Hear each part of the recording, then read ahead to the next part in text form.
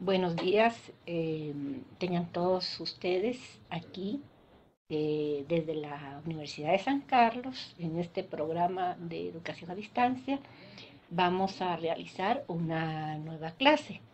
Esta clase tiene que ver con la genética. La palabra genética viene de gen. Ustedes saben que los gen son pequeñas porciones de los cromosomas que contienen características de la herencia. Es por eso que primeramente vamos a hablar sobre los fundamentos de la herencia. Aquí, como ustedes pueden observar, perdón, estamos viendo a Mendel, Gregor Mendel, llamado también padre de la genética. Él nació en 1822 y murió en 1884. Perdón.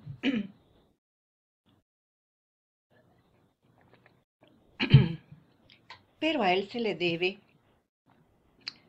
algunos fundamentos básicos de la herencia, por ejemplo, el descubrimiento de reglas básicas de la herencia en eucariotas. Recuerden ustedes que la célula eucariota es aquella que contiene un núcleo organizado y que dentro del núcleo se encuentran los cromosomas, y en los cromosomas principalmente están los genes. Es ahí donde se encuentra todo, digamos, el fundamento de la herencia. Vamos a ver cuál fue el logro de Mendel. Bueno, el logro de Mendel fue llevar todos estos fundamentos de la herencia al método de experimentación. Mendel se puede decir que hizo un estudio muy exhaustivo y bastante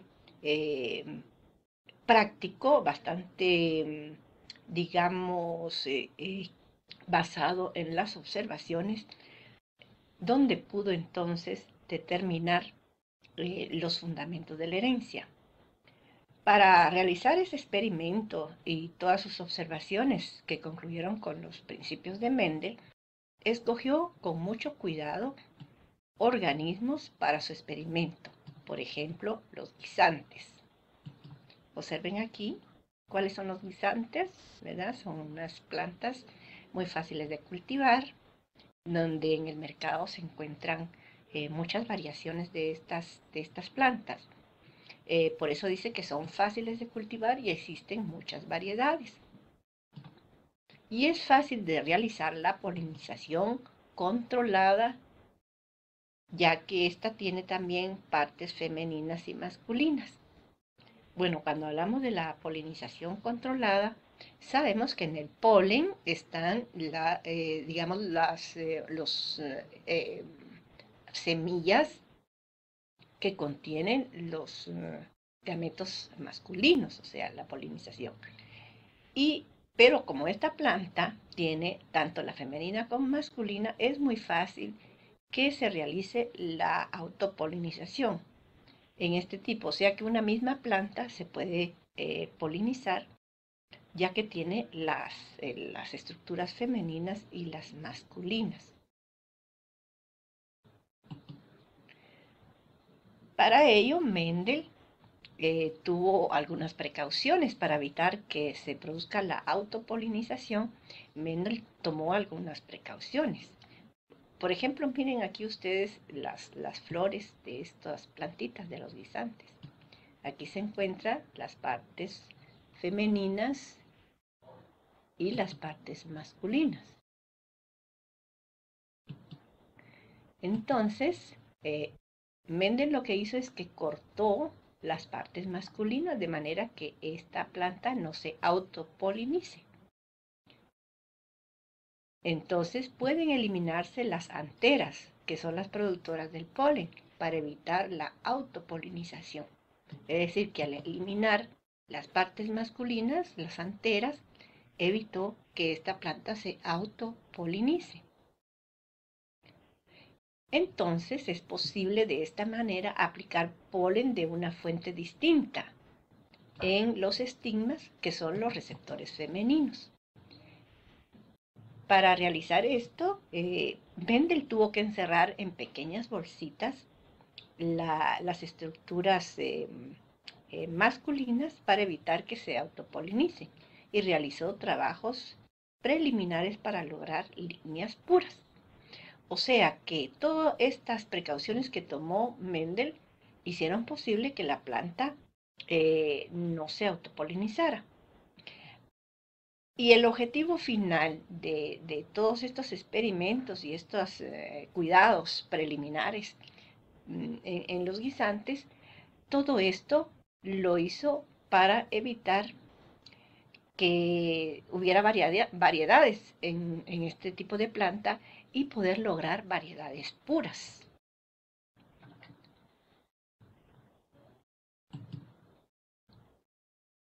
Entonces Mendel comenzó sus experimentos cruzando plantas de dos líneas genéticas puras, con rasgos contrastantes, y eso le llamó generación parenteral. Vamos a ver qué significa esto.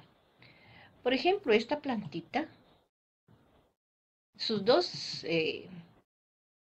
genes que están en los cromosomas son iguales, ¿ven? Pero el rasgo genético es diferente a este. Este determina una coloración y este determina otra coloración. Es decir, que ahí se ve que esta es pura para este color, ya que tiene las letras iguales, o sea, los dos genes, el par de gen son idénticos, y esta también es pura para este color y también tiene los dos genes idénticos, ¿verdad? Por eso sabemos que es pura. Pero ¿cuándo se puede determinar esta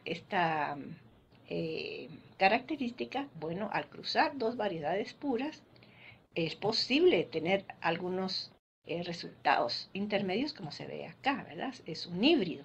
Este es un híbrido ya que tiene las dos características. Las de esta coloración aquí y las de esta coloración acá. Pero lo que pasa es que aquí vamos a ver un cruzamiento que se puede decir que da colores intermedios. En los guisantes generalmente no se produce este aspecto. O sea, dos variedades puras con rasgos contrastantes. Y esta es la generación parenteral. En los guisantes, cuando hay una variedad que es pura y se cruza con otra variedad que no es, que es contrastante, es pura, pero es de colores contrastantes, generalmente uno domina sobre otro. Y eso es lo que vamos a ver a continuación. Observen aquí en esta otra pantalla. Entonces Mendel observó que todos los miembros de la generación tenían aspecto de uno de los progenitores de la F1. Cuando cruzamos un organismo puro con otro organismo puro, pero de colores diferentes, o sea, de características contrastantes diferentes. Por ejemplo, esta es amarilla y esta es verde.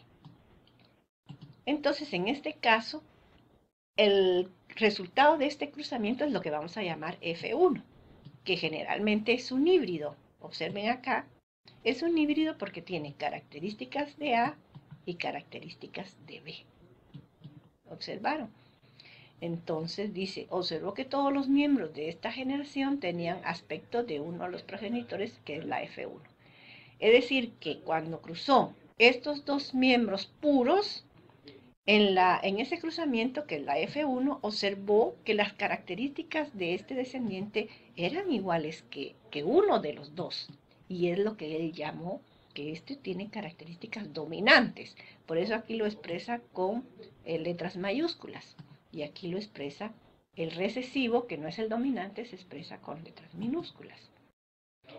Entonces, este progenitor tiene una alternativa de donar cromosoma A y cromosoma B. Y este tiene una alternativa, donar cromosoma A y donar cromosoma B. Es por lo tanto que la F1 va a tener cromosomas de ambos. Pero la apariencia va a ser igual a uno de los progenitores, que es el progenitor dominante. En la F2, que se produce por cruzamiento entre dos F1, obtuvo 787 plantas altas y 277 plantas bajas. Observó que el factor hereditario de la talla corta reapareció en la F2. Estaba claro que no se había perdido en la F1. Vamos a explicar qué queremos significar con esto. Cuando Mendel obtuvo este resultado, o sea que este descendiente va a ser igual a uno de los descendientes por fuera, ¿verdad? Su apariencia. Entonces él se sorprendió porque pensó que se había anulado las características de este otro descendiente. Sin embargo, cuando cruzó dos F1, dos miembros de este cruzamiento, observó que volvía a reaparecer en una tercera parte, volvía a reaparecer el gen que aparentemente se había perdido. Observó, entonces vamos a volver a repetir a ver si lo entendemos mejor. En la F2, que se produce por cruzamiento entre dos F1, recuérdense que este es el F1, dos de estos, obtuvo 787 plantas altas, o sea, digamos que en este caso el dominante es plantas altas, y 277 plantas bajas. Si ustedes observan estas dos cantidades, vamos a ver que 277 es la tercera parte de 787. O sea, una tercera parte tenía estas características, o sea, era igual que el progenitor dominante. Y observó que el factor hereditario de la talla corta, o sea, del factor recesivo, reapareció en la F2. Cuando cruzamos dos F1, obtenemos la F2.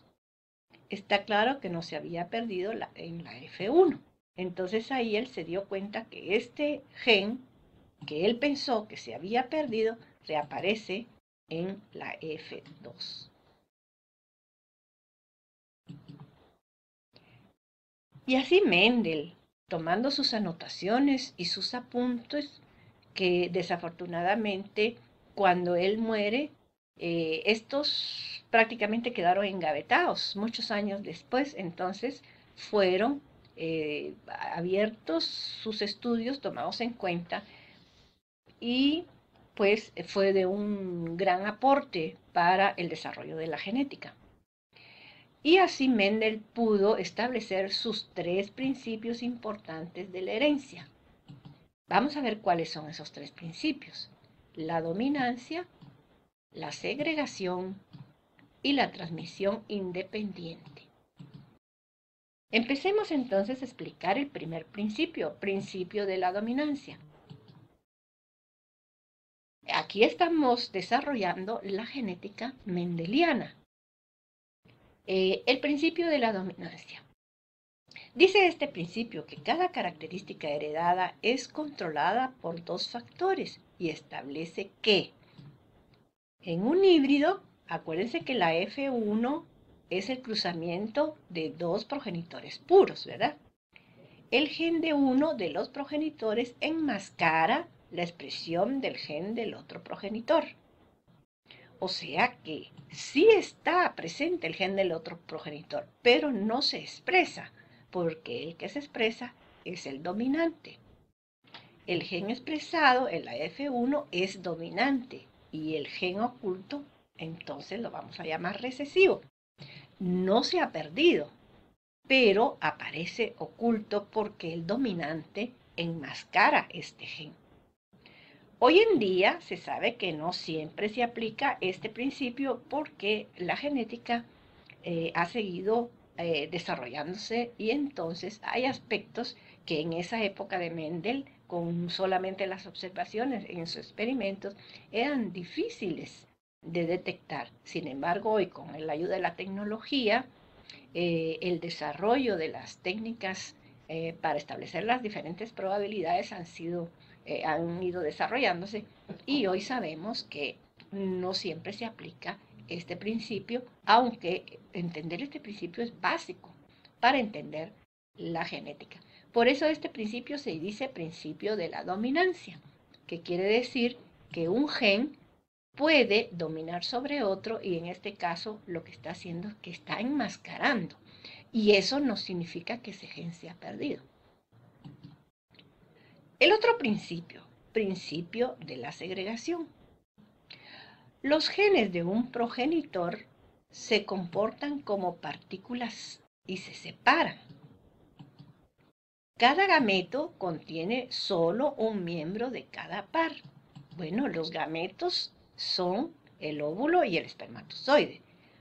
Cada uno de estos dos gametos tiene solo un par de cromosomas, ¿verdad?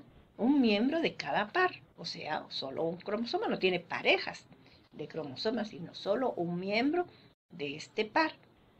Y las plantas altas de la generación F1 tendrían dos genes, uno para la planta alta, que es el dominante, por eso lo ponemos alta con mayúscula, y otro para planta baja, y aquí lo representamos con minúscula.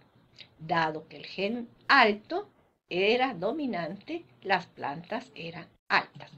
Bueno, esto fue lo que pasó en la F1, ¿verdad? Que al cruzar dos variedades puras, los miembros van a tener los dos genes, uno para planta alta y uno para planta baja, que heredaron de sus progenitores, de cada uno de los dos. Pero el de planta alta es el que se expresa y el de planta baja es el que está enmascarado. Pero al formar gametos, estos se separan, por lo que una mitad de gametos contenía un gen de planta alta y la otra mitad contenía un gen para planta baja. Esta es la muestra que los gametos, que los cromosomas, perdón, que los genes, mejor dicho, se separan antes de que se formen los gametos. Cada gameto va a llevar un solo gen, pero al formar el cigoto, o sea, el nuevo ser, este va a tener la pareja de ambos gametos, de ambos cromosomas, por lo tanto, va a expresar uno de ellos, ¿verdad? Si contiene el gen para planta alta, entonces toda la descendencia de la F1 va a ser alta. Pero al formar gametos, estos se separan, por lo que la mitad de los gametos contenía un gen para planta alta y la otra mitad contenía un gen para planta baja. Bueno, es un poco difícil de entender esto, ¿verdad? Pero vamos a ver aquí en esta segunda parte, donde nos explica que en la fecundación es la unión del óvulo y el espermatozoide. Se puede dar tres posibilidades: que un cuarto con dos gametos de talla alta, como esto, o también se puede dar otro cuarto con gen para talla baja, como estos, y la mitad con un gen alto y uno bajo, como este, ¿verdad? Un gen alto, o sea, un híbrido. Las plantas que tienen el gen para talla alta y las que son híbridas, que tienen los dos tipos de gen, son altas, ya que este gen es dominante. Podría expresarse que 3/4 partes, por ejemplo acá, 787 de 1064, expresan el gen dominante alto, y alrededor de una cuarta parte como en este caso, 277 de 1064 expresarían el gen recesivo. Aquí lo que estamos viendo es la apariencia, ¿verdad? La apariencia, pero sabemos que en cuanto a los genes tenemos un cuarto de talla alta, un cuarto de talla baja y la mitad, un 50%, híbrido. Pero si nosotros sumamos las plantas altas, que son puras, más las otras que son altas pero son híbridas, vamos a tener las 3 partes del total de plantas altas y solo un cuarto de plantas de gen bajo.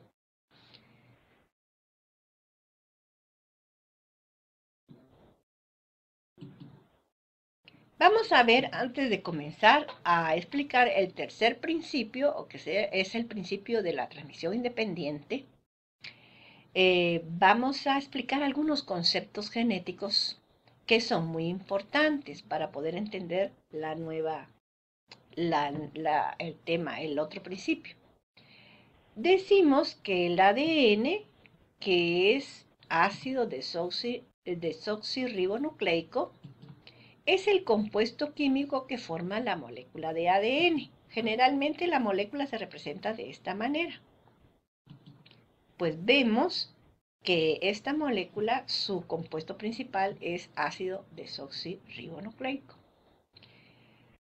También tenemos que la cromátide está constituida por una sola molécula larga de ADN. O sea, una molécula larga de ADN es lo que forma en el cromosoma una cromátida. Vamos a ver si encontramos un cromosoma acá. Por ejemplo, aquí vemos, miren, una cromátida sería este pedazo. Perdón, este pedazo, hasta acá. Y otra cromátida sería esta, y estas dos serían cromátidas hermanas. Pero como ustedes pueden ver acá, las cromátidas están formadas por fragmentos de ADN. Y cada fragmento de ADN representa un gen.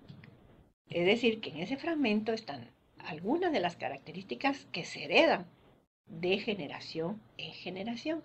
Por eso decimos que un gen, vamos a volver a lo anterior. Una cromátida está constituida por una sola molécula larga de ADN, como vimos en la figura anterior. Vamos a ver qué es un locus. Un locus significa la localización de un gen similar, de genes similares en cromosomas homólogos.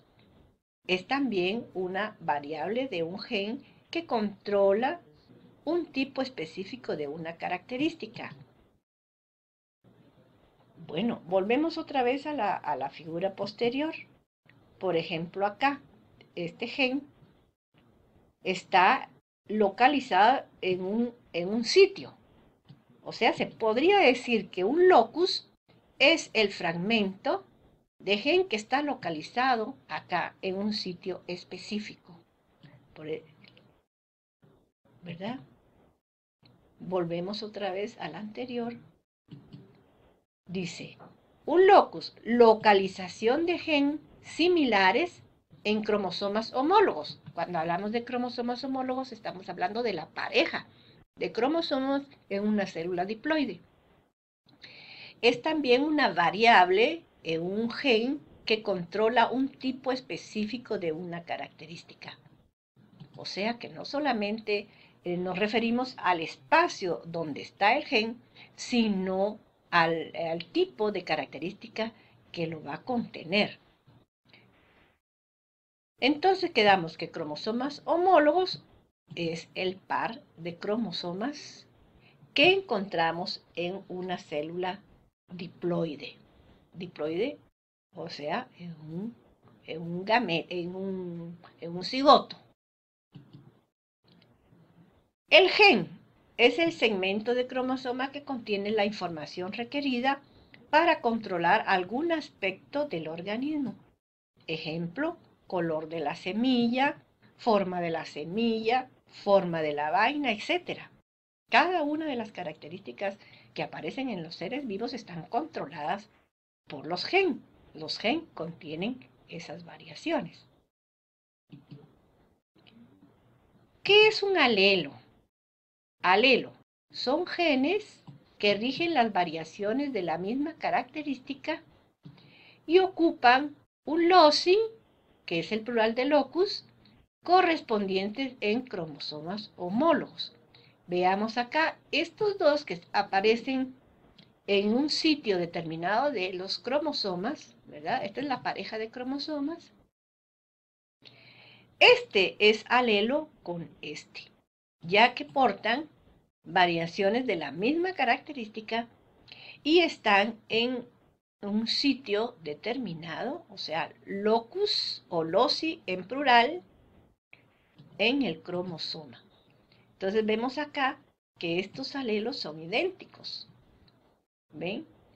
Portan la misma característica en cromosomas homólogos. Y estos alelos que vemos acá de la otra pareja también son idénticos. Y está en un lugar específico en esta pareja de cromosomas homólogos. Ahora, esta pareja tiene la posibilidad de donar uno de ellos en los gametos, ¿verdad? Porque esto se separa, acuérdense, el segundo principio de Mendel quiere decir que se separan. Estas parejas se separan antes de que se formen los gametos. Entonces, cada gameto solo va a llevar una de estas dos características.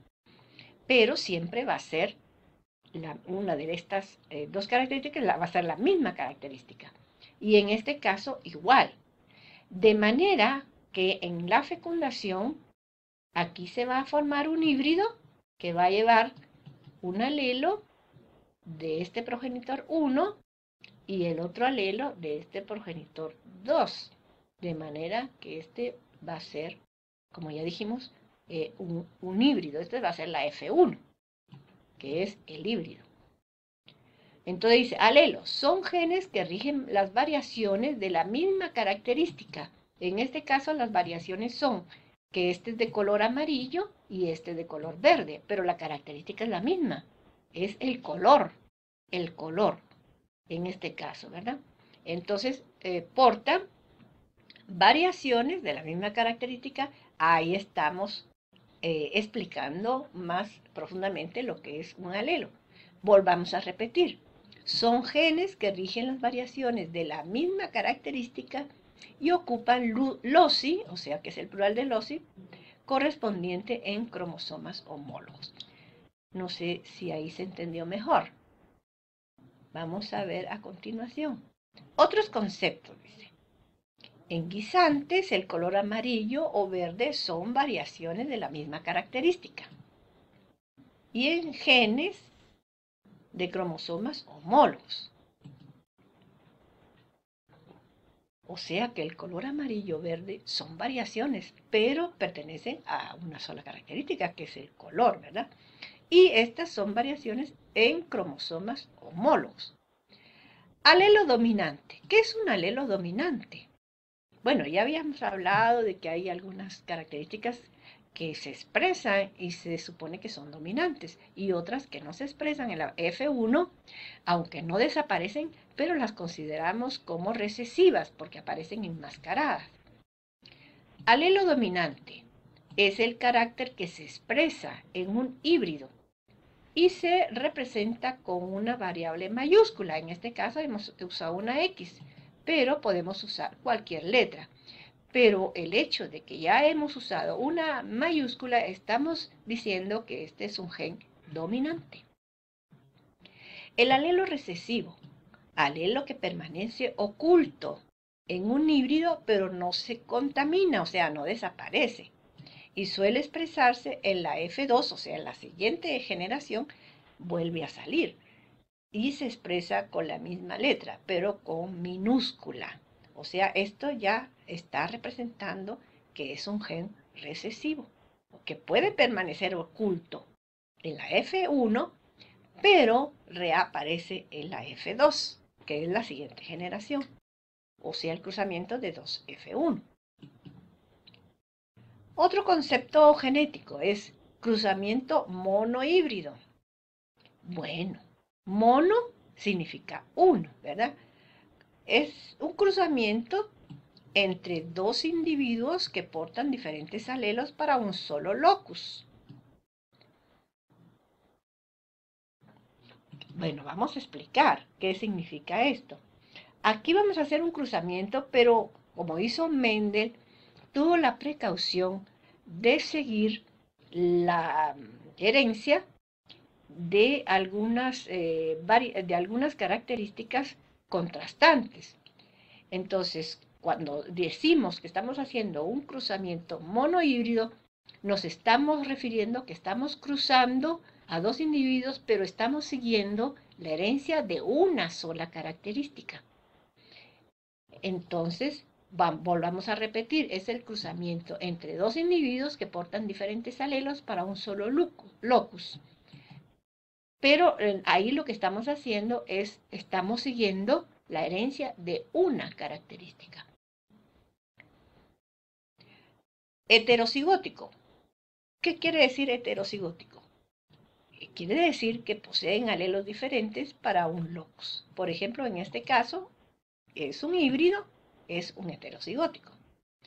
La palabra hetero significa diferente. Observen este cromosoma y este es dominante y este es recesivo. Por lo tanto, no son idénticos, pero están siguiendo la misma característica. Y homocigótico, que poseen alelos idénticos. Por ejemplo, en este caso, este par de alelos son idénticos y son dominantes. O si no, este también son idénticos y son recesivos. El prefijo homo significa igual, ¿verdad? Entonces son alelos idénticos, en este caso dominantes, y alelos idénticos, en este caso recesivos. Vamos a seguir acá otros conceptos. Por ejemplo, ¿qué quiere decir fenotipo? El fenotipo es, digamos, lo que se expresa. Es el aspecto en un ambiente dado con respecto a determinado rasgo hereditario. Sabemos que el ambiente influye mucho en la variación de las características en los diferentes organismos, ¿verdad? Pero lo que se expresa, o sea, el aspecto que se puede manifestar en un organismo es lo que se llama fenotipo. Es el aspecto en un ambiente dado con respecto a determinado rasgo hereditario. Sin embargo, el genotipo, observemos bien la palabra de gen, es decir, aquí nos está expresando la característica genética.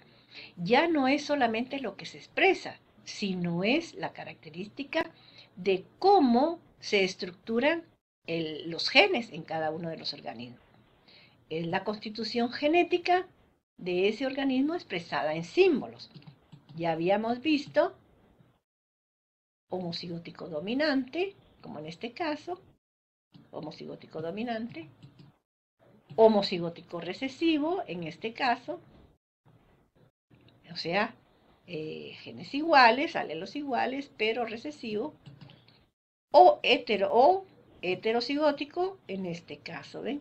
Que está un gen dominante y un gen recesivo.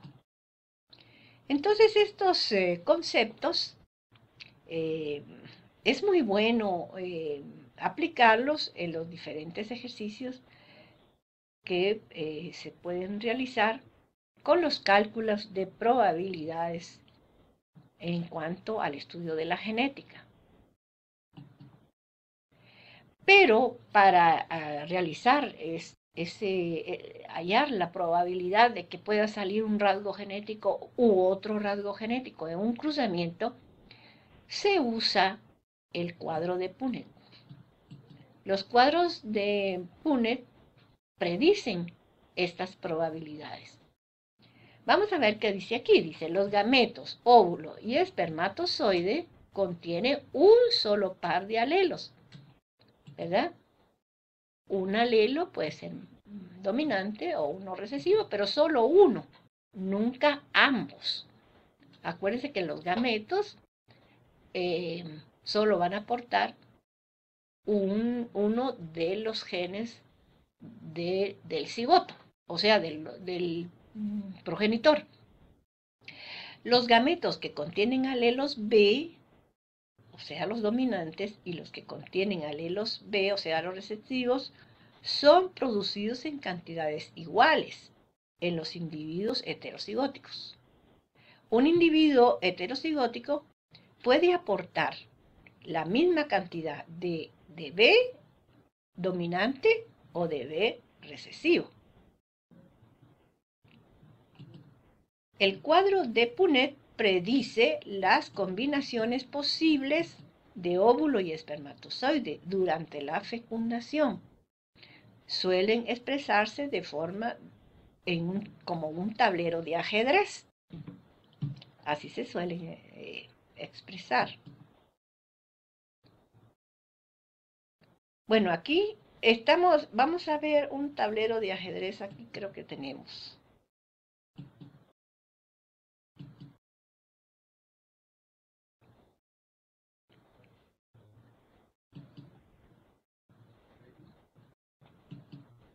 Bueno, aquí tenemos un tablero de ajedrez. Es algo así parecido como este, ¿verdad? Donde los gametos se separan acá, observen ustedes, en las diferentes probabilidades y después ellos, al cruzarse, se heredan, ¿verdad? ¿Ven?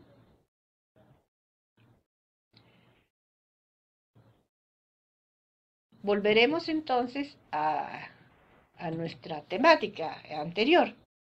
Observe detalladamente los resultados de la F2 en el cuadro de Punnett, así como la proporción fenotípica 3:1 y proporción genotípica 1B, 2B y 1BB. Es decir, cuando nosotros hacemos un cruzamiento monohíbrido, como en este caso, vamos a tener una proporción, perdón, aquí, vamos a volver al anterior, vamos a tener, fíjense bien, una proporción como esta. Aquí tenemos un cuarto, de estos 4, tenemos un cuarto dominante. Aquí lo expresamos con A y aquí lo expresamos con B. Otro cuarto que es recesivo, como en el caso de acá, ¿verdad? Y tenemos 2 cuartos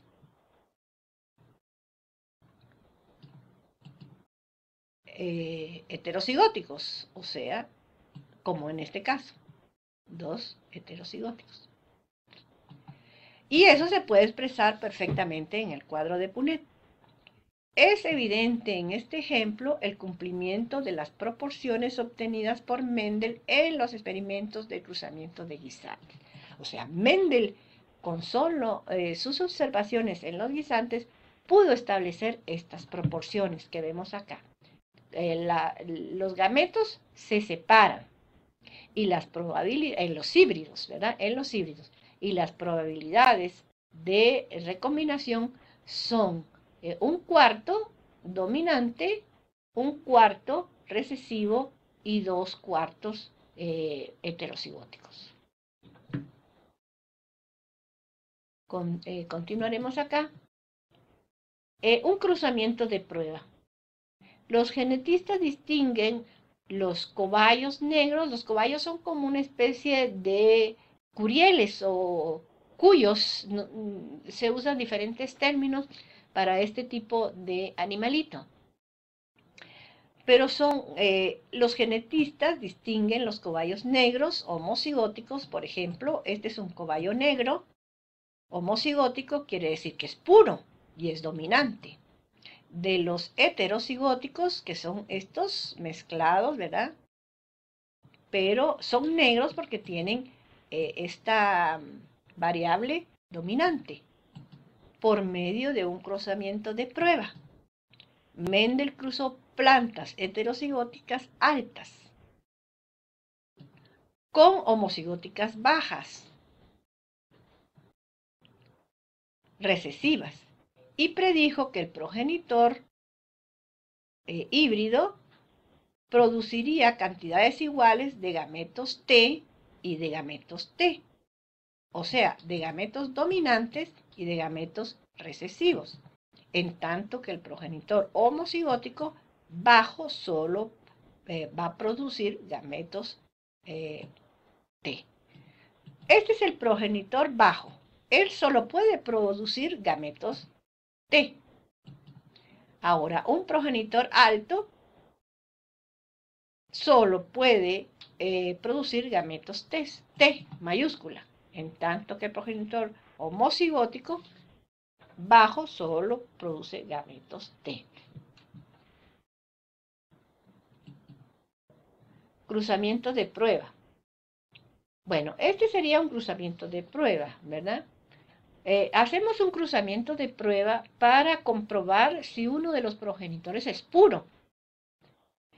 Y de esta manera se cruza, como ustedes ven acá, un progenitor puro, dominante,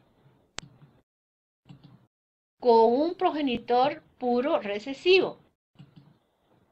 Entonces en la F1 vamos a tener el 100% de individuos híbridos, como en este caso, acá. O sea, en este caso amarillo, porque el amarillo es el dominante. Ahora, para el cruzamiento de prueba, cruzamos un progenitor, un F1 híbrido, con un progenitor que sea puro recesivo, como en este caso. Este progenitor solo puede dar este tipo de gametos, de cromosomas. Por eso, aquí tenemos este cromosoma, ¿verdad? Y al realizar el cruzamiento, entonces vamos a tener un 50-50. Es decir, que este progenitor va a expresarse en esta proporción, mitad amarillos y mitad verdes. De esta manera podemos decir que este progenitor, era un progenitor puro y que este también era un progenitor puro. Es decir, que este es un cruzamiento de prueba donde podemos determinar qué progenitor, si el progenitor que cruzamos, por ejemplo en este caso, este es puro anteriormente o no.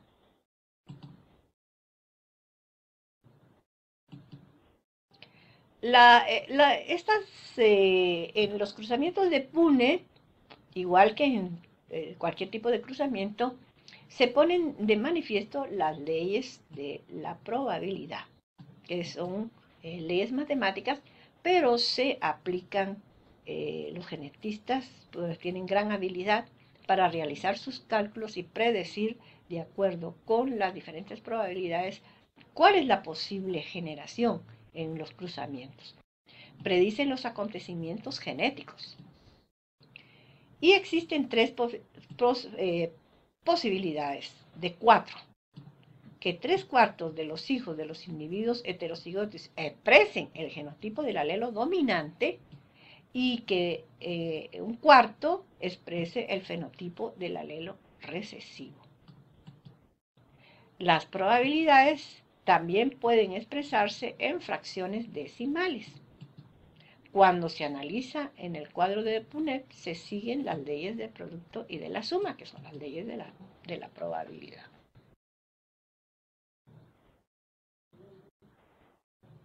Vamos a continuar aquí en la segunda. Bueno, este es el tercer principio de Mendel, ¿verdad? El principio de la distribución independiente. Recuerden que habíamos visto el primero, el segundo y este sería el tercero, ¿verdad? ¿Qué establece este principio? Bueno, establece que los alelos de diferente loci se distribuyen al azar en los gametos de diferente loci, es decir, que no estén en el mismo sitio, alelos que no estén en el mismo, dos pares de alelos que estén en sitios diferentes. Estos individuos en la generación F1 producen 4 tipos de gametos con la misma probabilidad. O puede ser, como aquí se está analizando dos características diferentes, o sea, dos pares de alelos, entonces la probabilidad es que los dos alelos que se están analizando sean dominantes o que sean híbridos, como en este caso, ¿verdad? O que los dos sean recesivos, como en este caso. Por eso es que al realizar entonces el cuadro de Punnett, debe tener 16 cuadros que representen los cigotos. En este caso se debe de cumplir una proporción 9:3:3:1, fenotípicamente. Esta es la proporción esperada en una generación híbrida, o sea, en la F2, si los loci están en cromosomas no homólogos. Observen acá, este es el cruzamiento dihíbrido. Fíjense que aquí estamos analizando dos características, por eso usamos dos variables diferentes. Digamos, podría ser el color y podría ser la talla. Y estos pares de genes están en locus diferentes. Estos alelos están en locus diferentes. Ahora, cada uno de estos pares de alelos tiene estas probabilidades. O que sean dominantes, homocigótico dominante, heterocigóticos, pero variando en estas características, y homocigótico recesivo.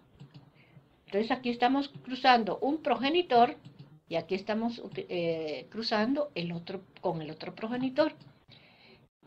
Y en este tablero, como ustedes pueden ver, nosotros realizamos la técnica de columna y de fila. Vamos a cruzar esta fila con esta columna y nos va a dar este resultado. Y así sucesivamente, ¿verdad? Esta con este y nos va a dar, digamos, este resultado. Y así viene este con este y nos va a dar este resultado. Y cuando hagamos el análisis fenotipo de cómo va a salir esta generación, podemos decir que 1, 2, 3, 4, 5, 6, 7, 8 y 9, que son los anaranjados, van a salir todos altos, digamos, si estamos analizando el gen alto y la talla y el color, van a salir todos estos altos y del color dominante. Digamos que el dominante es amarillo. Van a salir altos y amarillos, todos estos, 9. Y si seguimos analizando, vamos a ver que 3 van a salir de color verde, ¿verdad? O sea, de color verde y de talla baja. Y 3, como estos que vamos a ver acá, van a salir de color, son híbridos, o sea que van a estar mezclados. Y solo uno de ellos, este, va a salir bajo de talla baja. O sea que este va a salir, digamos que el A es la talla y el B es el color. Estos van a salir bajos de talla alta. Estos van a salir bajos de talla alta, bajos de talla alta, y estos van a salir bajos, amarillos de talla alta, amarillos de talla alta, amarillos de talla alta, y estos serían amarillos de talla baja.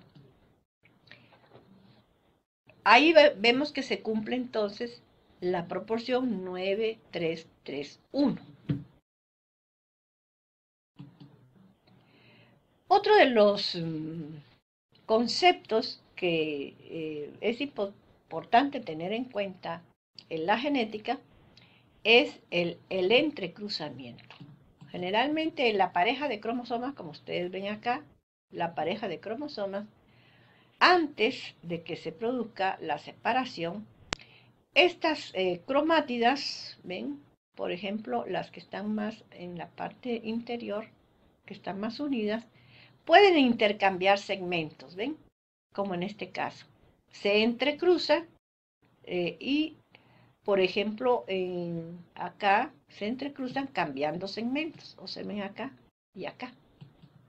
De esta manera hay una variación genética, pero no está contemplada dentro de los principios de Mendel.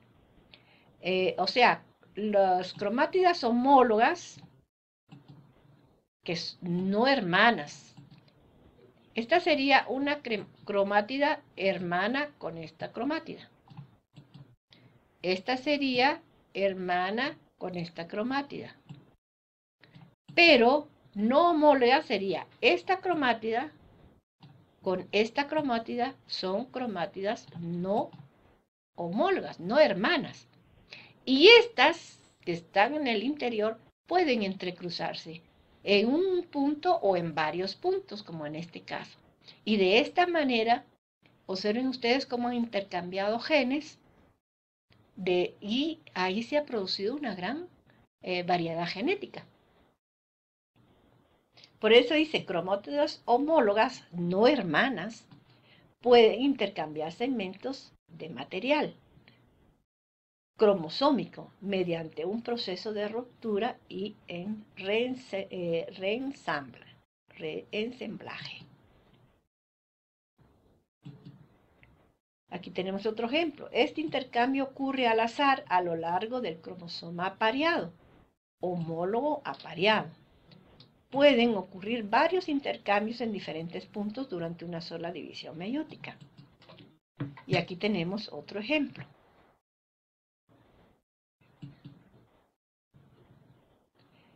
Las probabilidades de que dos genes sean separados por entrecruzamiento es proporcional a la distancia física entre ellos en el cromosoma. Mientras más cerca se encuentren, hay más probabilidades de intercambiar cromosomas. Por ejemplo, en este caso, ¿ven? Hay más probabilidades de intercambiar. El entrecruzamiento permite la recombinación de genes ligados. El entrecruzamiento permite la recombinación de genes ligados.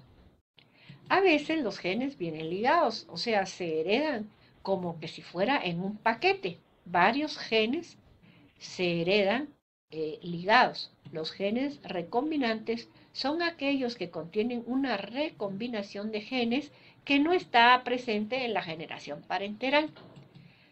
Cuando ya ha habido variaciones y estos se heredan, pero se heredan sin tomar en cuenta cómo eran los progenitores anteriormente, eso es lo que se llama genes recombinados. Estos se heredan juntos y no de forma independiente. Esta es otra característica. Observemos acá.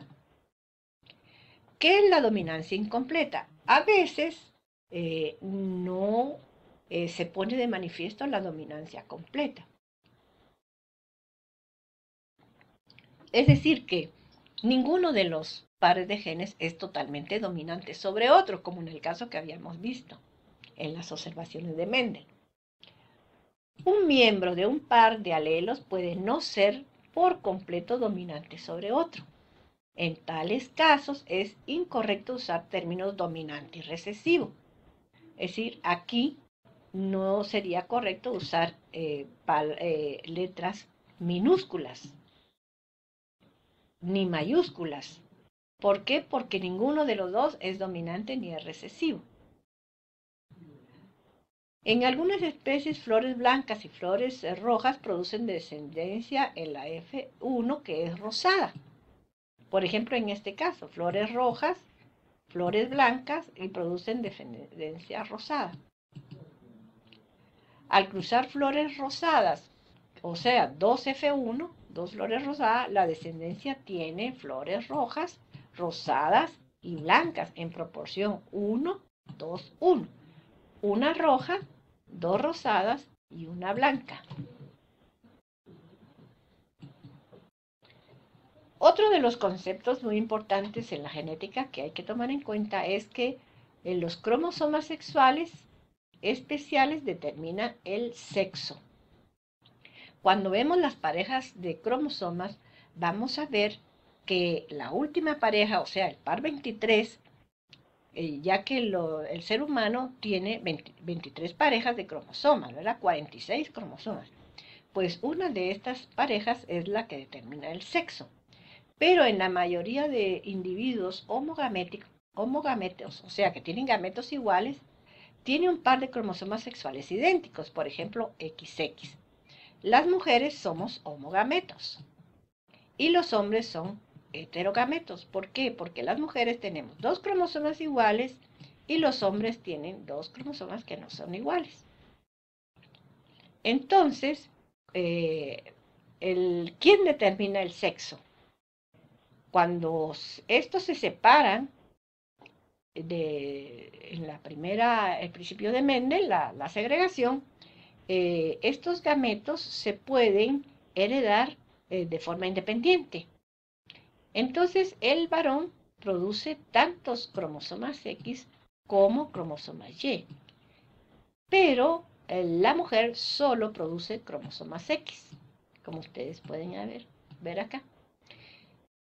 Cuando se produce un cruzamiento, hay iguales probabilidades de obtener un hijo mujer o un hijo varón, o sea, 50-50. Los heterogametos, como en el caso de los varones, tienen dos cromosomas sexuales distintos y producen dos tipos de gametos, X y Y. En muchos animales las hembras son homogaméticas y los machos son heterogaméticos, como también en el caso del ser humano. ¿Cómo se determina el sexo entonces? En este caso el varón, en seres humanos, tiene 22 pares de autosomas más un cromosoma Y un cromosoma X. Los cromosomas autosomas son los cromosomas que están en las células somáticas y los cromosomas sexuales son independientes, o sea, es un par que no lo contamos dentro de los 23 pares. Por lo tanto, el varón va a tener 22 pares autosomas más otro par que son los cromosomas sexuales, que es X y Y. Las mujeres tenemos 22 autosomas más 2 cromosomas X.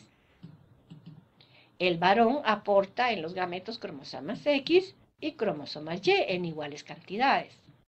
Y la mujer solo cromosomas X. Por lo tanto, bueno, aquí ya tenemos otro aspecto, lo que habíamos hablado anteriormente de los genes ligados.